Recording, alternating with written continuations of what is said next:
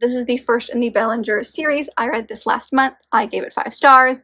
It was amazing. I love it. It's my new favorite contemporary romance. Hi everybody, my name is Kelsey and we're about to get very, very nerdy with a look back on how I did on my summer reading.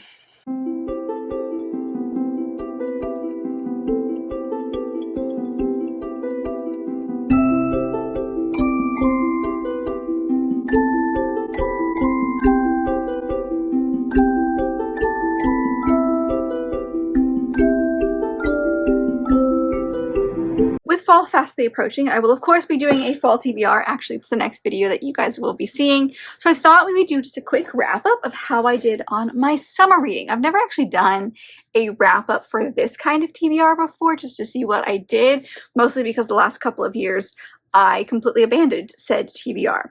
And now I actually haven't. I've read not everything, but a good amount of books. So I won't really go into my in-depth thoughts. You can always check out those videos down below. I will include my wrap-up playlist down below if you'd like to check them out. I think it's May through August is really when these were, well, June through August is really when these were read, but I will just kind of talk very briefly about my thoughts on them, maybe what I rated them, but just to see if I did in fact read them or not. When I was preparing for this video, I did significantly better than I thought I was going to do. I read 8 of the 10 books that I had on this TBR. And then of course I had some in the back of my brain that I'm sure I read as well for the summer, but as far as the actual TBR, this is a look at how I did. So let's just dive in. So the first 2 on this list I'm going to do together because they are both fantasy books and I ended up reading them for the same vlog, and that is The Foxglove King by Hannah Whitten as well as This Vicious Grace by Emily Thiede. So I read both of these for a Fairy Loot vlog that I did. I want to say it was in June maybe, or July. I honestly don't remember what it was, but I'll leave it linked above. But basically, I was trying to get better at actually reading the books that I get in my subscription boxes, which is, I have gotten them over the course of a very long time, but basically right now, the only box that I get is Fairy Loot. Or I get the YA and adult, so there's 2 boxes, but as far as the company, I only get Fairy Loot books at this point. So, I ended up giving, I think, both of these, no, I gave The Foxglove King, I think, 4 stars, and This Vicious Grace 3.5.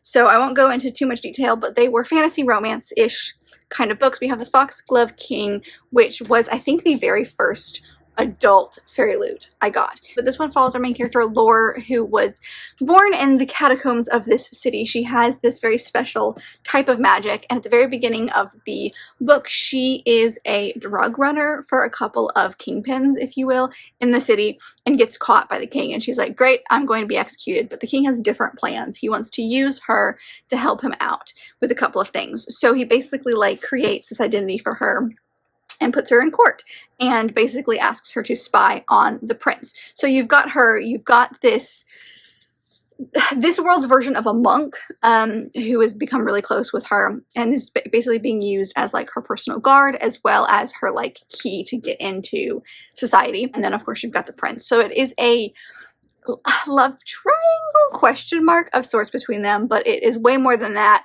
It was really fun to read about. I am very excited to see where the second one goes. So that one was really good. And then we have This Vicious Grace by Emily Thiede. And this one follows Alessa.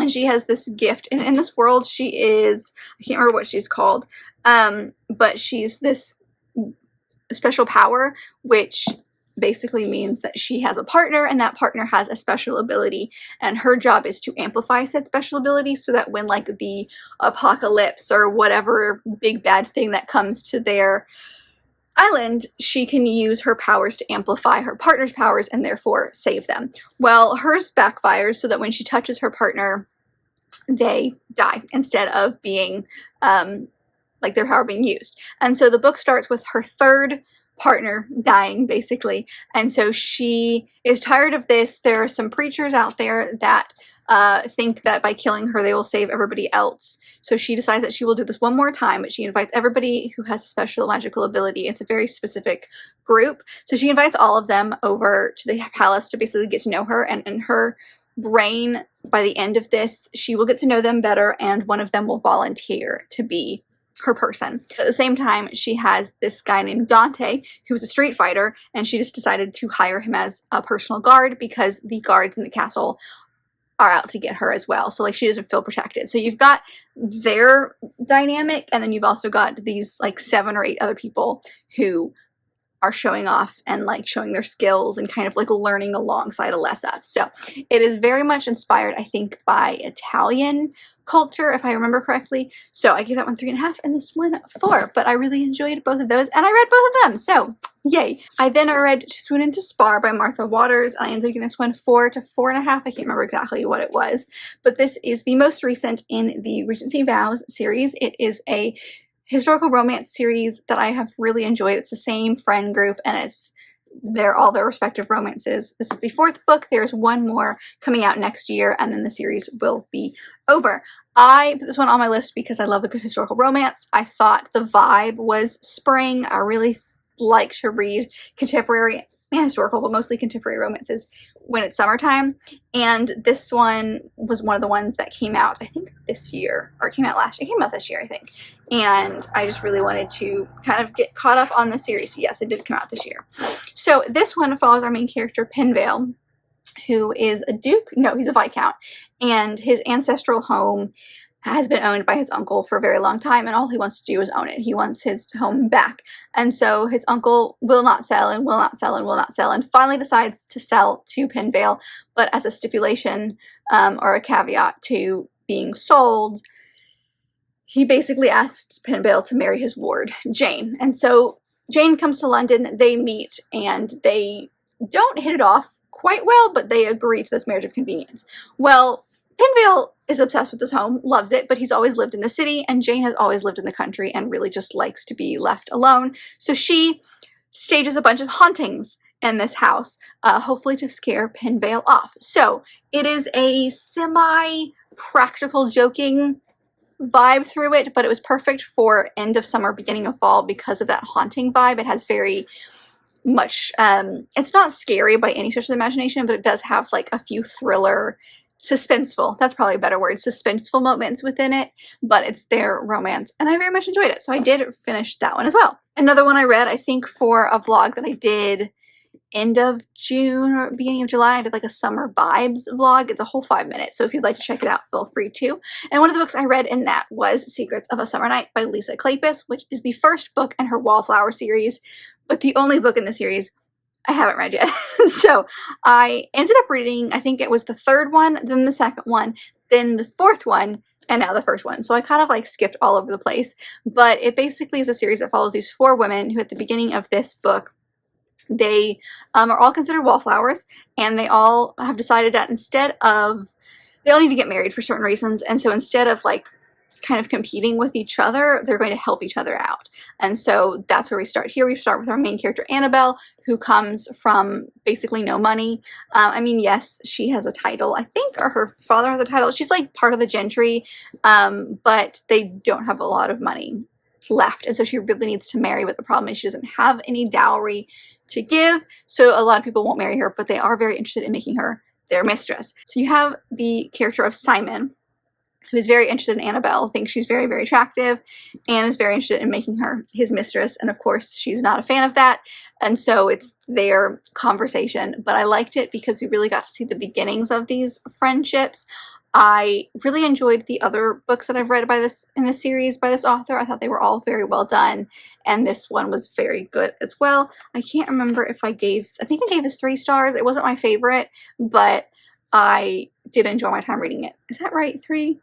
If I didn't give it 3, it was like barely a 4, but I did read it. So that one we've done as well. The next one is one of the 2 that I didn't actually pick up, and that is Do I Know You? And this is by Emily Wibberley and Austin Sigmund Broca. This is the 2nd adult book by this author duo, the first one being The Roughest Draft. But this one is a second chance romance of sorts. We have our main 2 characters, Eliza and Graham, who have been married, I think, for a while. I'll just read the very top here. It says, when a couple starts to feel like you're married to a stranger, a flirtatious game of pretend becomes a spark they need to reignite their relationship. So they're celebrating their 5-year anniversary, and they're nestled in a kind of resort that prides itself on being the destination for those in love or those looking for love. And so they go there, and it says that they might as well be strangers with each other. And so they're at the bar one night, and this woman mistakenly assumes assumes they're both single and introduces them to each other. So they decide to play along with the game and act like they are meeting for the first time, and it kind of rekindles their romance. I don't know where it was going to go, but it does have very beachy summer vibes. I don't know when I'm going to get to this one. I might push it off until next year just because it does feel very summery, and that's not necessarily the vibe I'm in right now.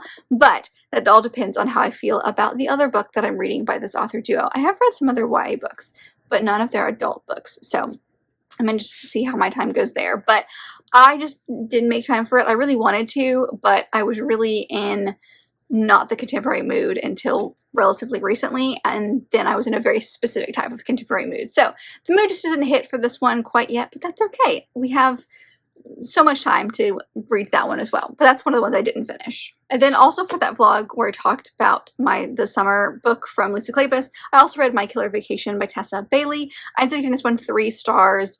It was my very first Tessa Bailey book. It's super short. It's a murder mystery romance story. This one follows Taylor and Miles, and Taylor has come to Cape Cod with her brother for the summer. They are very excited about their vacation away, but when they get into the house, they find a dead body. And so the woman, and he's actually the owner of where they're staying, and so now all the properties is transitioned to his sister's name, and so the sister hires this guy named Miles, who is a private detective, PI kind of person, and Taylor, is very interested in true crime, loves true crime podcasts, has done a little digging herself at this place, and basically inserts herself into the investigation. So the two of them end up kind of being forced to work together to solve this story, and it's their romance. I didn't love this one as much as some other things that I have read, but it was very well done. I mean, Tessa Bailey's amazing when it comes to the smutty scenes, fantastic, but it was really, really short, and I feel like it needed to be longer to really flesh out their relationship. It felt very, very fast and very unrealistic. So I was a little underwhelmed by this one, but I still enjoyed it. It was still a good story, but it was definitely a summer book, and I did read it. The next one is the other Tessa Bailey book that I read, and that is It Happened One Summer. And this is the first in the Bellinger series. I read this last month. I gave it 5 stars. It was amazing. I love it. It's my new favorite contemporary romance. So this is for fans of Schitt's Creek, and that is not a show that I love. I mean, I don't hate it, but I haven't gotten into it yet. But also, I'm only like halfway through the first season, and I keep not picking it up. So one of these days I'm going to finish it. But if you like the character of Alexis, then I think you will like this. That's kind of what it's been marketed as, and I get the comparison. So you follow Piper, who is a party girl and kind of takes it one mishap too many. Her stepfather is done. He's not helping her out anymore. He's like, you know what? I'm done trying to bail you out of these situations. I'm going to send you to this bar that your dad owned in a small fishing town that he's willed to you. I've been sending them money every month to kind of keep it up and running, but you're now going to go take care of it for a few months. And she's very upset by this. Her sister ends up going along, even though the punishment is only for Piper herself. And when she's there, she runs into this guy named Brendan, who is a sea captain, or fisherman captain. And he and her have a very interesting beginning romance. He's very down to earth, very much a realist, punctual, that kind of thing, and Piper is very much like the party girl. And so I loved them. I thought it was great. I tapped the crap out of this book. I highlighted the crap out of this book. I don't know if you can see, but I've like highlighted a bunch of this story. I really enjoyed my time reading it, and I think it was because I've heard good things about this series and this story, but I'd read My Killer Vacation first, so I was very wary going into it. But this is twice the size of My Killer Vacation, and I think Tessa Bailey is really good at the longer form things. She was able to really flesh out the story in here, whereas in My Killer Vacation, she didn't really do that as well. So I just got this from my library. I figured it was good to read at the beginning of August, where we were still technically in summer. That's when my contemporary kind of vibe really kicked in, and I loved it. I read it at the right time. It was perfect. It was very well done. I love them. I love this story. It's, again, like, it's on my favorite romances, contemporary romances, well, just romances of all time list. Like, it was so good, and I finally read it, so yay. Another one that I ended up reading last month was The Road Trip by Beth O'Leary. This is the author who wrote The No-Show, which I have raved about. I think it was my favorite book of 2022. I loved it. It was 5 stars, amazing, really hard to match that, to be honest. And now we're starting with some of her other works that are older, so her writing is going to be a little bit different. This is her most recent one since, like, after the No Show. No Show was the most recent, and then the road trip, and it was giving me summer vibes, the whole road trip thing. So I decided to give it a shot, and I gave it 4.5 stars. It was very, very good as well. This one follows Dylan and Addie, who 4 years before this book starts, both were at a villa via their friend Cherry. Cherry owned the villa. Addie was working there. Dylan was visiting. And they had a summer fling that turned into an almost year-long relationship. And now it's been 4 years, and the book starts with them both going to Cherry's wedding at said villa. But they get in an accident at the very beginning of the book, and the car that Dylan is in is completely totaled, and he and his best friend have to kind of jump in ship with Addie, her sister, and this random guy, Roger, I think his name is, who just is kind of like along for the ride. And he's just getting a ride to the wedding. So it's the 5 of them in this little baby car, and stuff about the past comes to light. I love it. There's a lot of character development in this book. I will say trigger warnings for sexual assault within this book, so just be wary of that, but I very much enjoyed this story. A lot of the same feelings I had when I was reading the No Show, I kind of had here. Beth O'Leary, from the 2 books that I've read, is really good at kind of packing the punch at the very end, doing some very big plot twists, plot reveals, things like that, in a way that feels realistic, and also, like, the minute you figure it out, you're like, oh my god, all the signs, they were right there. And I just really love her writing, so I was very glad to get to this one last month as well. The next book is the other one that I didn't get around to, which is unfortunate because it's been on the last 2 years of my summer TBR. So at this point, I'm gonna read it when I feel like the mood hits, which may not be summer, but that is Book Lovers by Emily Henry. It is not her most recent book. She did come out with a book this year called Happy Place, but I'm waiting for it to come out in paperback so it can match all my other Emily Henry books. But this is a romance that takes place over the course of a month in North Carolina. So we follow our main characters, Nora, and what's the guy's name? Charlie. So Nora is a book editor. No, Charlie's a book editor. Charlie's a book editor, and Nora is a literary agent. And so her sister asks her to spend the entire month of August in this little town in North Carolina. She would do anything for her sister. She kind of lives her life like it's a book. It says that she's read them all, but she's not that type of heroine. And so she ends up going to the small town and running into Charlie. They are rivals from back in the city. I don't know why, but they are.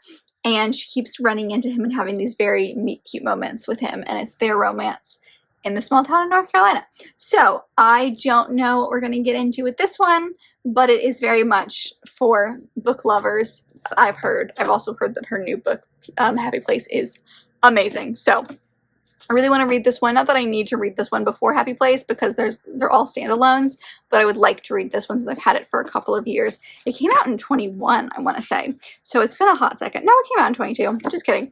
But I did not get around to it. So hopefully soon, but we'll see. And then the very last book that I did end up reading, but the very last book on this TBR was Business or Pleasure, and this is by Rachel and Solomon. This one came out in June, I want to say June or July, but I had the arc of it, and I did read it in that vlog that I was talking about where I read My Killer Vacation and the Lisa Kleypas book. It was very well done. I think I gave it 5 stars if I'm correct. 4.5, 5, I can't remember exactly. I'll leave my review of it linked down below if you'd like to check it out. So this book follows our main 2 characters, Chandler and Finn. I believe it's all from Chandler's perspective, but she is a ghostwriter. And the book starts with her having ghostwritten this book for this like online, not fitness guru, but like lifestyle guru kind of woman. And she goes to the signing and kind of goes up to the woman, and she doesn't even recognize her. She is so set in her own world that she doesn't even recognize her own ghostwriter who literally wrote the book for her. And so she is so upset, she kind of like gets drunk at this bar and runs into this guy and ends up having a one-night stand. He thinks it's great. She thinks it was awful. And she was like, it's fine, I'm never going to run into him again. Well, her next assignment is with this guy named Finn, who is a C-list actor who's done this very like teen werewolf drama style show. He was like the nerdy best friend in this show, and he makes his living going to all these Comic-Cons, and he wants to write a story. Like, he wants to write his memoir, but he's not really good at writing, so he hires Chandler to do it. Well, of course, Of course, fate intervenes and Finn's the guy that she had the one-night stand with. She thinks it's fine. She can, you know, be very professional about her work ethic, everything like that, but then it comes out that she did not have the best time, and he kind of goes down a spiral of, oh my god, and so he like reaches out to all of his ex-girlfriends at one point to be like, was I actually this bad? They're all like, well, and so she agrees that when they're not working on the book, she's going to help him get better in the bedroom, and so they do. And this is one of the most sex positive books ever. I really enjoyed this story. I loved getting to know the two of them. I loved seeing the intimacy with them. I loved learning about Finn and his story, because there's more to him obviously than meets the eye, and kind of why he wanted to tell this story and tell his story in a memoir. So there's definitely more to him than meets the eye, and I just really liked learning about their stories. So I ended up giving this one a 4. I really enjoyed it. It was fun, and it was an arc that I did get to get through, and I just love this author. All of her stuff has been amazing. So that was the other one that I needed to read for the summer. And that's it. I was able to read mostly everything. Just 2 books I wasn't able to read, which is totally fine. As far as percentages goes, I got an 80% on this assignment, and so yay me. I did very well. So stay tuned for, like I said, the next video you're going to see is my fall TBR. So let's see how I do with that one. Maybe we'll do a wrap up of that as well, if you found this interesting to figure out if I actually did read the books that I was supposed to have read for the summer, because I actually paid attention to it this year for the first time in a very long time. So I hope that you guys enjoyed this wrap up. Please let me know, as always, if you've read any of the books that I mentioned in today's video and what your thoughts on them were, or if you just have general bookish things. Did you make a summer TBR? How did you do? Are you a contemporary romance reader? What is your favorite book? Just all the things, you know, tell me all the things. But if you like this video, and I very much hope that you did, don't forget to give it a big thumbs up and subscribe down below if you're part of this awesome growing family. I've also got all my social media down there, as well as other fun bookish links, so check all that out, and I'll see you guys in my next video. Bye!